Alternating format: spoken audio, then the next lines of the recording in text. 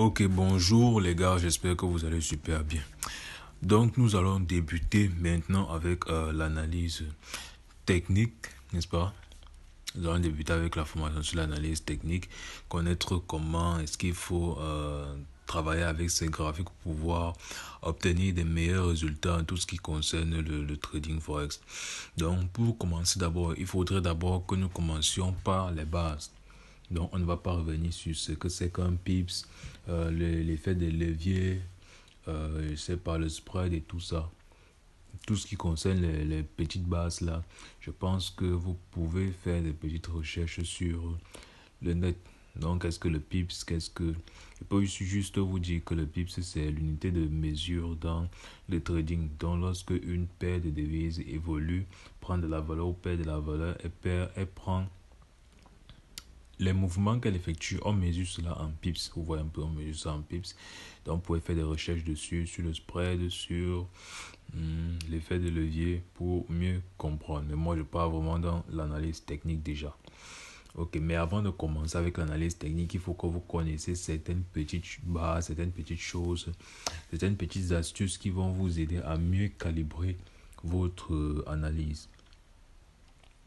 Donc, nous allons commencer avec les sessions de trading, donc les sessions en trading forex. Il existe d'abord 4 différents types de sessions en trading forex. Donc, on a la session de Sydney, la session de Tokyo, la session de Londres et la session de New York. La dernière, là, c'est New York, c'est pas Londres et Londres. Donc, la session de New York, la dernière. Donc, la première, c'est la session de Sydney, qui va généralement de minuit à 6 heures du matin. On préfère souvent jumeler la session de Sydney et la session de Tokyo pour appeler tout ça en un la session asiatique. Parce que dans cette session-là, comme la session de Sydney, c'est une session qui c'est le réveil, si je peux dire ça comme ça, qui prend forme, c'est une session qui prend forme lorsque les Asiatiques sont debout. En fait, la session de Sydney, c'est une session qui concerne uniquement le côté asiatique, pour faire ça de manière simple. Donc, c'est une session qui concerne uniquement le côté asiatique. Donc, la Chine, le Japon, bref, le côté asiatique, l'Inde et tout ça. C'est pour ça qu'on appelle ça la session de Sydney. Et la session de Tokyo, c'est comme vous connaissez que Tokyo se trouve où? Tokyo se trouve dans quel pays? Faites les recherches. Donc, la session de Sydney et la session de Tokyo, les deux se trouvent dans une même zone. C'est pour ça qu'on pourrait souvent appeler tout ça la session asiatique. Vous voyez un peu. Et donc, cette session asiatique-là qui comporte la session de Sydney et la session de Tokyo commence généralement à minuit et se clôture à 6 heures du matin, heure du Cameroun. 6 heures du matin, heure du Cameroun. Donc, si vous êtes dans un autre pays, vous pouvez faire des recherches aussi pour connaître la différence qu'il y a entre l'heure du Cameroun et l'heure de votre localité. Est-ce que il y a une différence, un décalage d'une heure de plus ou d'une heure de moins? Faites des recherches pour pouvoir mieux calibrer vos trades. Et si vous ne pouvez pas faire des recherches ou vous ne connaissez pas comment faire, vous pouvez partir sur MyFXBook. Donc, vous partez sur le site myfxbook.com, vous entrez dans le site.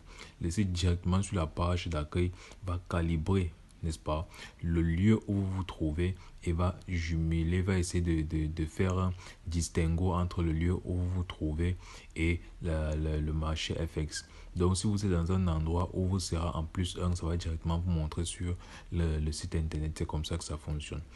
Et ça va directement vous dire à quelle heure est-ce que telle session ouvre. Donc, c'est comme ça que ça fonctionne. Ok, et donc, dans ces différentes sessions-là, vous devez connaître que dans ces différentes sessions, qu'il y a la session de Sydney et Tokyo, on trade généralement les paires asiatiques. Donc, les paires asiatiques sont le dollar australien, le yen japonais, le dollar néo-zélandais et le yuan chinois. Donc, dans ces sessions-là, on trade généralement ces paires de devises-là. Ensuite vient la session de Londres. La session de Londres qui commence de 8 heures et se termine à 16 heures heure du Cameroun. Donc, la session de Londres est une session qui est un peu plus volatile et plus volumineuse que la session de Sydney et de Tokyo, dans la session asiatique en général. C'est pourquoi à la session de Londres a beaucoup plus de mouvements. n'est-ce pas, que la session asiatique. Vous allez constater que les traders généralement n'aiment pas trader dans la nuit parce que pendant la session asiatique, il y a peu de volatilité, il y a peu de volume. Et c'est plutôt pendant la session de Londres qu'il y aura des trucs assez intéressants parce qu'il y aura beaucoup plus de participants dans le marché.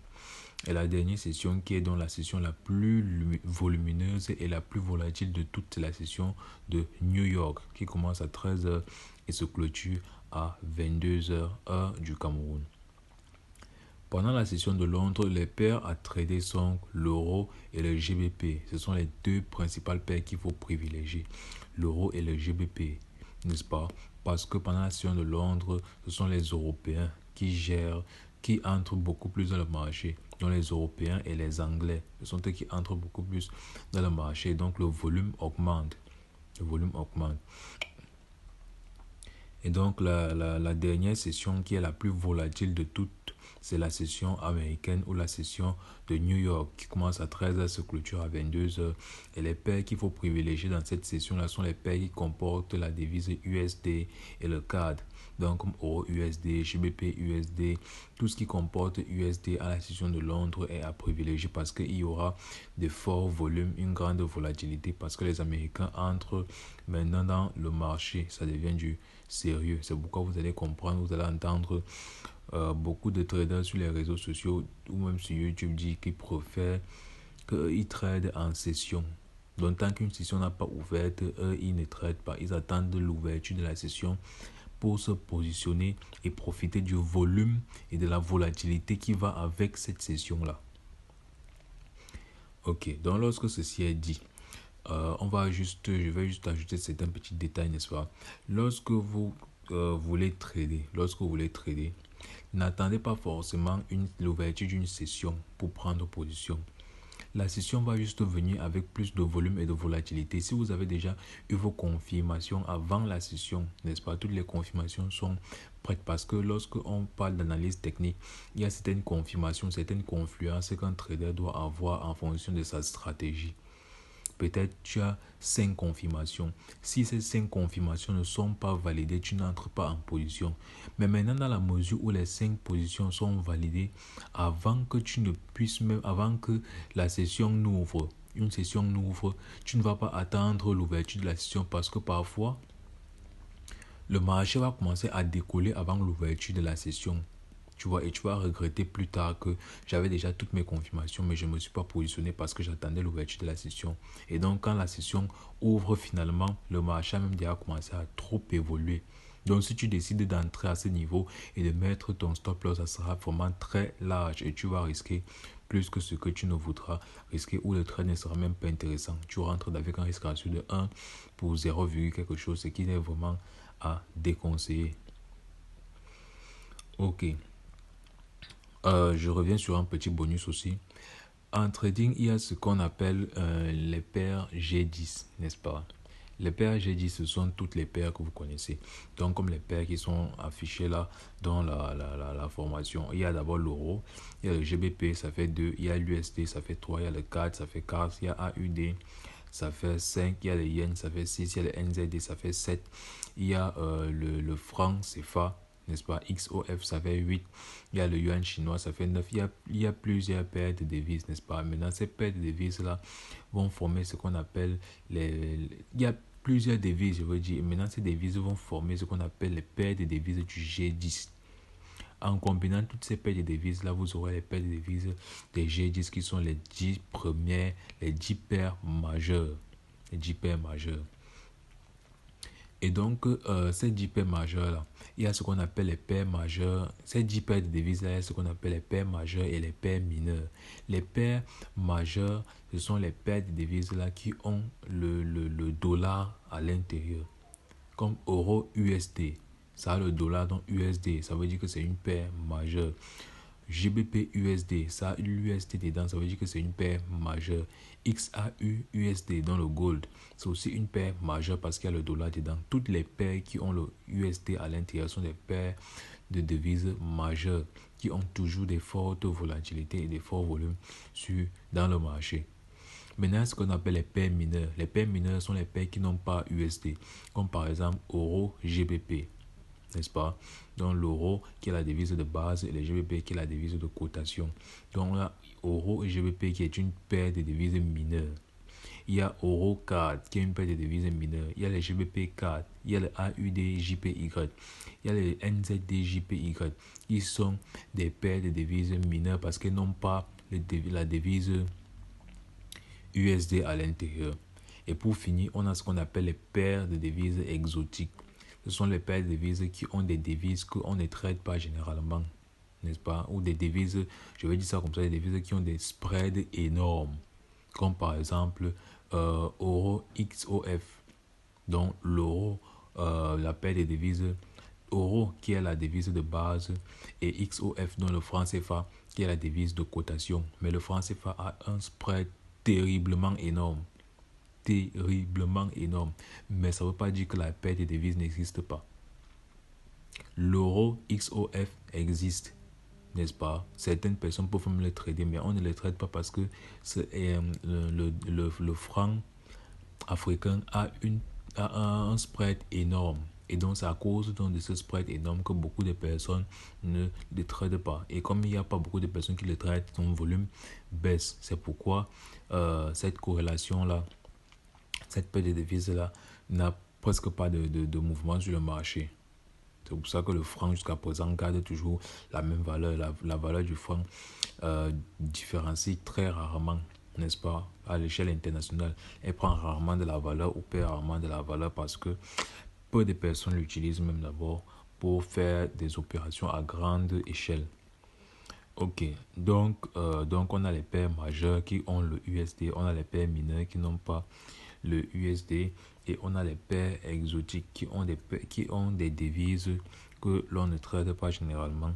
Comme il y a aussi, parce que plusieurs pays ont leurs devises. Je pense qu'au Venezuela, ils ont leurs devises. Au Brésil, ils ont leurs devises. En Argentine, ils ont leurs devises. Mais ce sont des devises qu'on ne traite pas généralement. Et on appelle donc ces devises la devise exotique. Lorsque on jumelle ces devises à des devises plus reconnues comme l'euro, ça devient des paires de devises exotiques. Ok, donc les devises, les sessions et les paires adéquates pour trader. Lorsque vous voulez trader la session européenne, n'est-ce pas, que vous êtes un trader de session, que vous attendez une session pour pouvoir trader, lorsque vous êtes un trader de session européenne, vous allez donc attendre l'ouverture de la session pour trader l'euro et le GBP. Peu importe avec quelle autre paire de devises avec quelle autre devise c'est collé, avec laquelle ça forme une paire, peut-être comme euro NZD, euro yen, euro GBP même aussi, n'est-ce pas? Vous pouvez attendre la session de Londres. Si vous êtes un trader de session américaine, vous allez attendre la session américaine pour trader les paires de devises qui ont l'USD et le CAD à l'intérieur. Donc l'USD, dollar américain et le CAD, le dollar canadien à l'intérieur. Si vous êtes un trader de session asiatique, n'est-ce pas, vous allez attendre l'ouverture de la session asiatique pour trader le dollar australien, le JPY, dont le yen japonais, et le NZD qui est le dollar néo-zélandais. Ok, on va donc continuer en disant ceci. Les paires que nous tradons le plus souvent ont un grand volume, n'est-ce pas? Oui. Une grande liquidité et une grande volatilité. En trading, on trade les monnaies G10. Donc voilà les monnaies du G10, l'USD, le GBP, AUD, le CAD, l'euro, le yen japonais, le dollar néo-zélandais NZD et le franc suisse CHF. Les monnaies G10 vont nous créer 28 paires de monnaies que nous allons pouvoir trader.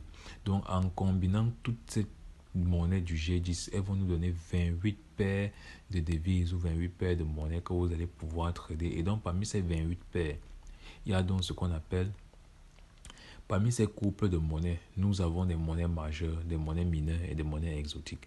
Donc lorsque vous allez combiner toutes ces 28 devises-là, toutes ces devises du G10 qui vont vous donner ces 28 paires-là, parmi ces 28 paires, il y aura des paires majeures, des paires mineures et des paires exotiques. Pour qu'une paire de monnaie soit majeure, elle doit être couplée à l'USD. Les couples de monnaies mineures ne portent pas l'USD. Celles qui n'ont pas parmi Celles qui ne sont pas parmi les G10, mais qui sont couplées, n'est-ce pas, aux G10 seront des paires exotiques, comme je l'ai dit. Si par exemple, vous voulez trader le dollar américain et le franc africain dans les XOF, vous allez devoir jumeler USD XOF, n'est-ce pas, ce qui va donner une paire de devises exotique. Lorsque ceci est dit, on va entrer dans l'analyse technique pure. Commençons déjà par les bases, par la base de tout, donc la psychologie d'un chandelier japonais en trading, parce que beaucoup ne comprennent même pas la psychologie.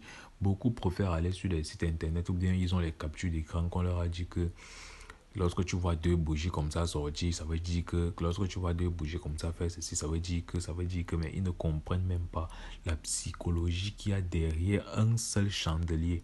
Ils veulent déjà combiner deux chandeliers. Donc ça devient très compliqué. C'est pourquoi il y a beaucoup qui se loupent.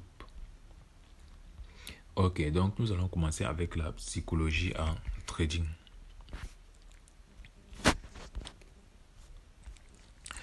Ok, donc ça c'est d'abord une bougie verte. Les bougies vertes généralement sont appelées des bougies ou des chandeliers haussiers. Et ensuite on a des bougies rouges ou des chandeliers rouges qui sont appelés des chandeliers baissiers. En général, un chandelier haussier, n'est-ce pas, exprime un mouvement d'aller à la 1, exprime une envie, n'est-ce pas, de par les traders. Lorsque je dis traders ici, j'entends tous les participants du marché, dont les institutions, les traders indépendants, les retail, tout le monde, n'est-ce pas, même ceux qui gèrent les fonds. Ça, lorsque j'appelle trader, c'est toutes ces personnes-là. Ça montre dans l'envie qui veulent aller vers la hausse. Et pendant que lorsqu'on a l'apparition d'un chandelier rouge, ça montre l'envie d'aller à la baisse.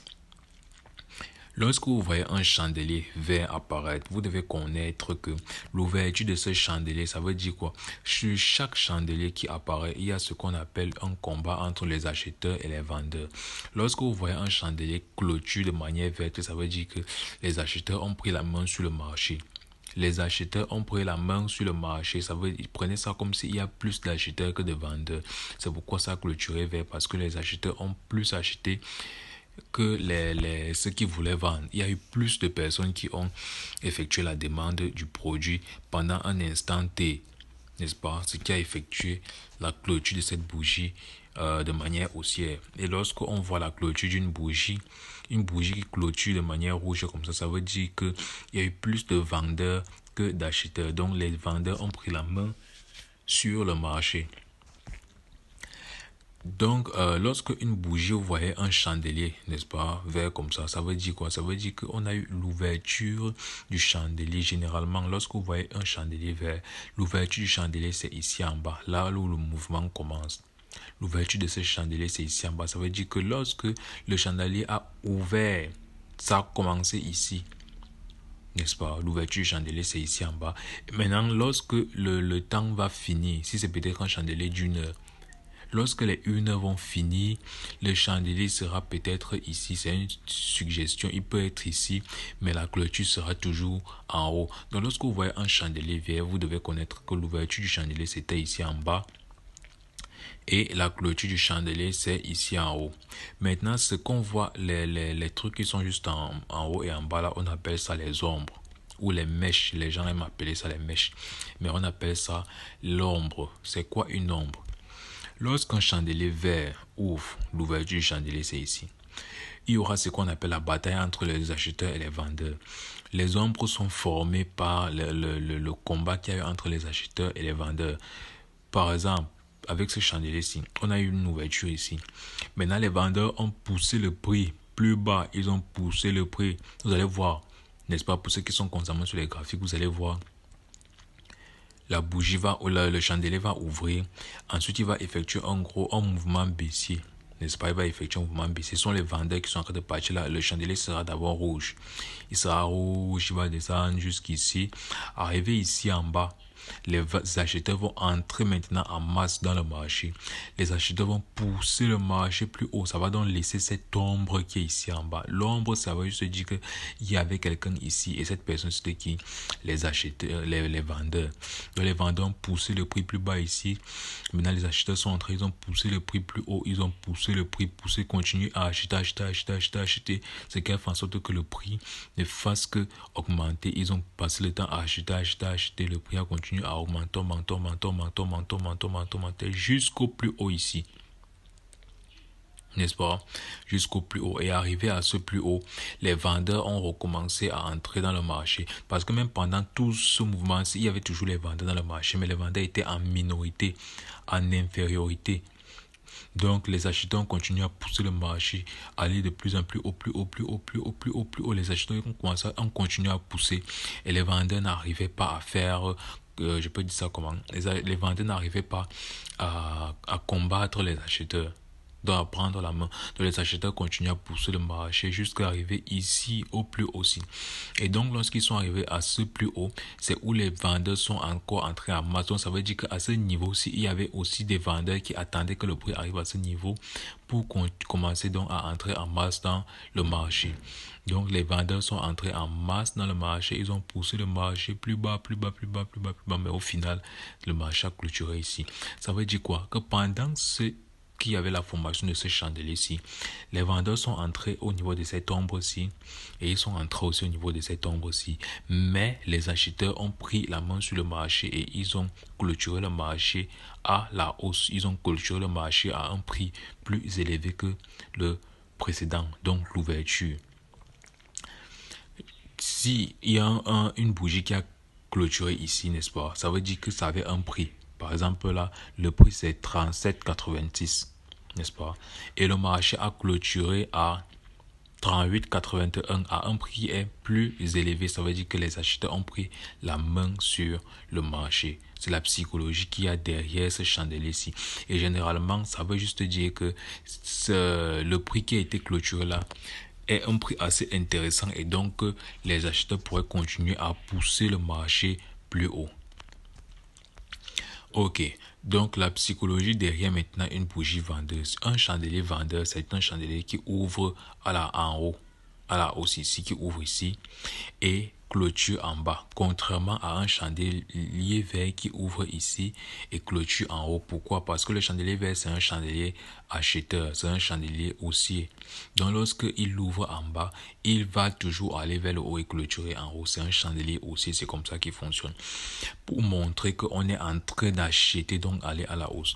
Et pour un chandelier de baissier, on va toujours ouvrir à la hausse et clôturer à la baisse parce que nous sommes en train de vendre le prix et donc la valeur du prix descend. On vend le prix et donc la valeur du prix descend. C'est comme ça que fonctionne un chandelier baissier. Donc, généralement, dans un chandelier baissier, on a l'ouverture du marché ici, n'est-ce pas? Le marché ouvre là. Ensuite, les acheteurs vont commencer à acheter le prix, pousser le prix plus haut, le prix va arriver jusqu'ici. Maintenant, les vendeurs vont entrer en masse dans le marché et ils vont prendre la main mise sur le marché. Donc, lorsque les vendeurs vont dominer les acheteurs, il y aura plus de vendeurs, peut-être 100 000 vendeurs sur 10 000 acheteurs.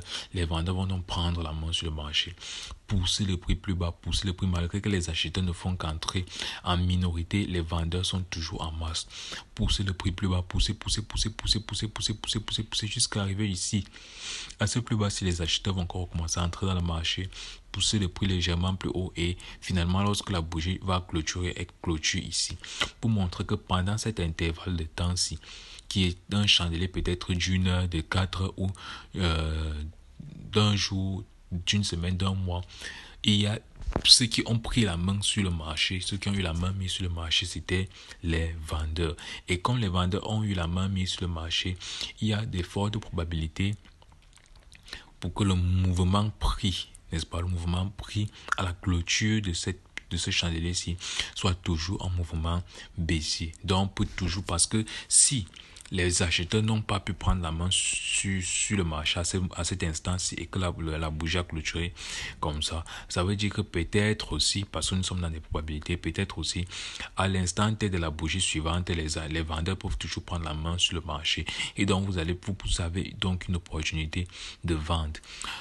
Donc si vous n'avez pas bien compris, on va essayer de faire un bref récapitulatif. On a ce qu'on appelle les chandeliers haussiers et les chandeliers baissiers. Dans un chandelier haussier, on ouvre en bas et on clôture en haut parce que on achète plus bas et on revend quand c'est plus cher. Dans un chandelier haussier, on ouvre en haut et on ferme en bas parce que les vendeurs ont pris la main sur le marché, donc ils ont poussé le prix plus bas, n'est-ce pas, pour clôturer ici à la baisse. Les ombres là, les ombres que vous voyez, ce sont l'entrée de ceux qui font le contraire. Par exemple, pour une bougie haussière, lorsque vous voyez des ombres, c'est formé par l'apparition des vendeurs dans cet intervalle de temps, dans ce marché-ci. Et donc, pour une bougie baissière, lorsque vous voyez les ombres, ça montre juste l'entrée des acheteurs. Donc, les acheteurs ont poussé le prix. Vous allez voir le prix. La bougie commence ici, elle est d'abord verte, ils poussent le prix plus haut. Maintenant, quand les vendeurs commencent à entrer dans le marché, ils commencent à pousser la bougie, le chandelier plus bas, ce qui va donc laisser cette ombre-ci en haut. Mais le prix d'ouverture reste le même. Ils vont pousser le prix plus bas jusqu'à arriver jusqu'ici. Si les acheteurs n'entrent pas, jusqu'à ce niveau-ci, la bougie ou le chandelier-ci, soit sa clôture sera ici en bas. Mais comme les acheteurs sont entrés, ils ont poussé le prix plus haut et ça a finalement clôturé ici. Mais là, toujours clôturé de manière rouge, montrant l'envie d'aller à la baisse. Ok, donc maintenant, lorsque ceci est dit, on va parler maintenant des chandeliers avec les plus fortes probabilités de continuation ou les chandeliers de confirmation, comme moi j'aime les appeler. Ok, donc on a d'abord le premier chandelier de confirmation, c'est la pin bar. C'est quoi une pin bar?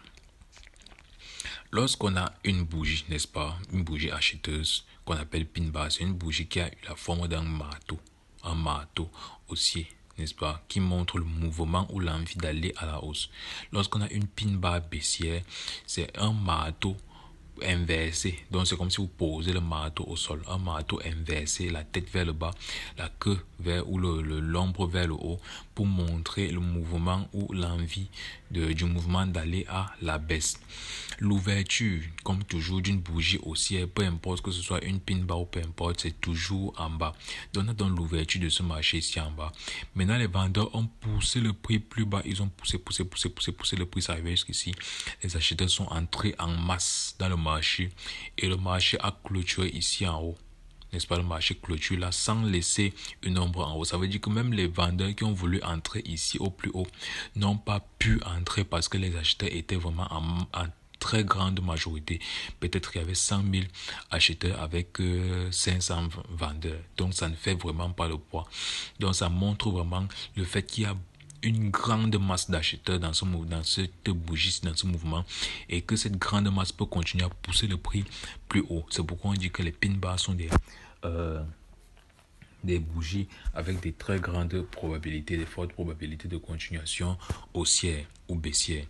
Ok, dans le cas d'une pin bar baissière, on a donc un marteau inversé, n'est-ce pas, de couleur rouge. L'ouverture du marteau c'est ici et la clôture c'est un peu plus bas. Donc, lorsque ce chandelier s'y ouvre là, on a d'abord le mouvement qui part vers la hausse. Donc, les acheteurs entrent en masse, ils poussent. Lorsque le prix arrive à un niveau où les vendeurs veulent, ils disent, ok, entrons dans le marché. Peut-être on a 500 acheteurs qui ont poussé le prix jusqu'ici. Maintenant, 100 000 ou 200 000 vendeurs entrent dans le marché, ils poussent maintenant le marché plus bas. Les vendeurs ne font qu'entrer, pousser le marché plus bas jusqu'à clôturer ici, sans même laisser une ombre ici en bas pour montrer que même les acheteurs là n'avaient vraiment pas le poids face aux vendeurs. Et donc il y a plus de vendeurs. Et donc lorsque l'offre est plus grande que la demande, forcément le prix va continuer à aller à la baisse. Contrairement ici à la demande qui était plus grande que l'offre, le prix a de fortes probabilités de continuer à aller à la hausse. Vous voyez un peu. Donc lorsqu'on a l'apparition d'une pin bar qui se forme, une pin bar haussier, un marteau haussier de couleur vert, il y a de fortes probabilités pour que le prix continue à aller à la hausse, surtout s'il n'y a pas d'ombre qui s'est formée ici en haut. Et lorsqu'on a donc la pin bar qui se forme ou le marteau qui se forme, un marteau inversé qui se forme sans qu'il y ait même l'apparition, où il y a même où il y a souvent une petite mèche, mais elle est une petite ombre, très petite ombre qui se forme là. Ça veut dire que même à ce niveau-là, les vendeurs, les acheteurs n'ont pas pu faire le poids et ils ne feront probablement pas le poids à partir de l'apparition des prochains chandeliers, parce que les vendeurs qui entrent, ceux qui ont pris la main sur le marché à cet instant-là sont en très grande majorité dans le marché. Donc moi, généralement, j'utilise les pin bars pour mes confirmations, savoir est-ce que je vais acheter ou est-ce que je vais vendre le marché à un instant T. Ok, maintenant je voudrais qu'on parle de comment est-ce que la pin bar se forme, parce que ça, c'est un détail que beaucoup ne connaissent pas. Il y a ce qu'on appelle les bougies englobantes. En fait, une pin bar, c'est une bougie. Une pin bar dans une unité de temps inférieure, c'est juste une bougie englobante. C'est donc quoi une bougie englobante? Ok, donc nous sommes ici en bas. Juste une bougie englobante, c'est juste lorsque une grosse bougie englobe une plus petite bougie, un plus petit chandelier. Par exemple, ça c'est une bougie englobante haussière qui montre l'envie d'aller à la hausse. Pourquoi?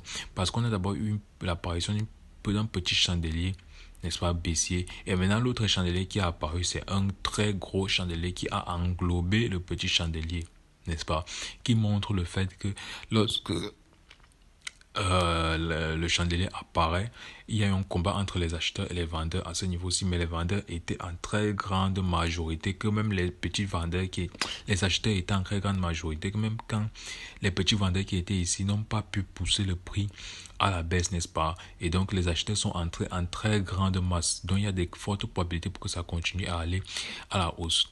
Et si vous êtes peut-être dans une unité de temps de 30 minutes que vous voyez ça, lorsque vous allez partir sur du 1 heure, 1 heure, ça veut juste dire 30 minutes plus 30 minutes. Donc, la 30 minutes de la petite bougie ici, plus les 30 minutes de la grande bougie ici. Donc, c'est comme si vous fusionnez les deux. Et en fusionnant donc les deux, ça va donner cette bougie ici. Donc, le bas ici, c'est juste l'apparition de la bougie rouge ici. C'est ça qui va donner cette ombre ici en bas. C'est pourquoi j'ai dit que les ombres sont toujours le contraire de l'apparition de la bougie. Donc les ombres, ce sont les vendeurs dans le cas d'une bougie haussière. Et en cas d'une bougie baissière, les ombres, ce sont les acheteurs. Donc en partie, ça c'est du 1 heure. Si vous êtes sur du 1 heure, une unité de temps d'1 heure, vous voyez l'apparition d'une pin bar. Si vous partez sur du 30 minutes, vous allez juste voir que cette pin bar, c'est juste la formation d'une bougie englobante. Une bougie englobante haussière qui montre l'envie de continuer à aller à la hausse. Pareil pour une bougie englobante baissière. On a juste une petite bougie verte avec une grosse bougie rouge qui montre l'envie d'aller à la baisse. En partant sur une unité de temps supérieure, vous allez juste voir que cette bougie englobante baissière, ce qui a englobé la petite bougie verte, c'est juste une pin bar. C'est quoi la psychologie derrière une bougie englobante baissière? On a le marché, n'est-ce pas, qui a donné cette petite bougie verte ici. Cette petite bougie verte qui sont les acheteurs. Maintenant, on espère que les acheteurs continuent toujours à entrer dans le marché, mais on se rend compte qu'on a une grosse bougie qui n'a pas la même taille ou qui n'est même pas plus petite, mais qui englobe totalement la bougie précédente haussière. Ça montre le fait que les vendeurs sont entrés en masse. À ce moment, c'est à cet instant T dans le marché, les vendeurs sont entrés en très grande majorité, en masse dans le marché. Et donc, il y a de très fortes probabilités que le marché continue à aller à la baisse. Si vous êtes sur du 30 minutes, n'est-ce pas, que ce petit chandelier vert, c'est un chandelier de 30 minutes et l'autre, c'est un chandelier de 30 minutes. En allant sur du 1 heure, n'est-ce pas, vous allez vous rendre compte que ces deux chandeliers s'y forment juste cette pin bar. Et donc l'ouverture de cette pin bar c'est ici et la clôture c'est ici en bas, n'est-ce pas? Ok. On va maintenant partir sur ce qu'on appelle le momentum. Le momentum. En trading, le momentum c'est juste la succession d'une bougie englobante. Donc on a peut-être ici considéré qu'ici vous avez une petite bougie un petit chandelier rouge, n'est-ce pas? Après ce petit chandelier rouge, on a maintenant ce gros chandelier vert qui apparaît, qui englobe totalement le petit chandelier rouge. Et maintenant, pour confirmer encore plus le mouvement, on a le momentum qui apparaît dans un autre chandelier vert qui a pratiquement la même taille que le chandelier précédent vert. Et donc, l'apparition de la succession de ces deux chandeliers verts, ça confirme encore plus l'envie, ou comme je l'ai dit, ça confirme encore plus le fait qu'il y a plus d'acheteurs que de vendeurs. Et lorsque la demande, donc lorsqu'on parle d'acheteur, on parle de la demande. Lorsque la demande augmente, le prix va augmenter. Donc lorsqu'il y a plus d'acheteurs, le prix va augmenter. Parce que les acheteurs vont augmenter la demande sur le marché, donc le prix va continuer à aller à la hausse, contrairement à un momentum baissier. Le momentum baissier, c'est juste le fait que on a une bougie englobante, n'est-ce pas? Une petite bougie englobante là qui englobe une bougie englobante qui englobe une petite bougie verte. Maintenant, après l'apparition de cette bougie englobante, on a un momentum, n'est-ce pas? Un momentum. Le momentum, c'est l'autre bougie, la deuxième bougie ici. Comme ici, la bougie qui est plus haut ici, c'est le momentum. Ici aussi, la bougie qui est plus basse ici, c'est le momentum. Qui apparaît, qui a pratiquement la même taille que l'autre, pour montrer que même après la formation de ce second chandelier-ci, il y a toujours la main mise sur le marché par les vendeurs. Donc les vendeurs sont en très grande majorité dans ce marché-ci. Et donc il y a de très fortes probabilités pour que ce marché continue à aller à la baisse. Pourquoi? Parce que l'offre ici est plus grande que la demande. L'offre, ça veut dire qu'il y a plus de vendeurs dans le marché. Donc, lorsqu'il y a plus de vendeurs dans le marché, qu'il n'y a pas suffisamment d'acheteurs, le prix va continuer à chuter parce que l'offre est plus grande que la demande. Donc, en trading, il y a toujours ce qu'on appelle l'offre et la demande. Lorsque le prix prend de la valeur continuellement, ça veut juste dire qu'il y a plus d'acheteurs dans le marché et donc il y a plus de demande du produit en question, ce qui fait en sorte que le prix augmente. Et lorsque le prix d'un actif baisse, ça veut juste dire qu'il y a plus de vendeurs dans le marché et les vendeurs augmentent la valeur de l'offre, n'est-ce pas? Donc lorsqu'il y a plus de vendeurs, l'offre augmente. Il y a plus de personnes qui offrent ce produit-là et il y a moins de personnes qui veulent acheter ce produit. Et le fait qu'il y ait plus de personnes qui veulent vendre ce produit à cet instant T, ça va faire en sorte que le produit perd de la valeur et donc le prix du produit va chuter. Ok, donc c'est la fin de cette petite parenthèse sur l'analyse technique.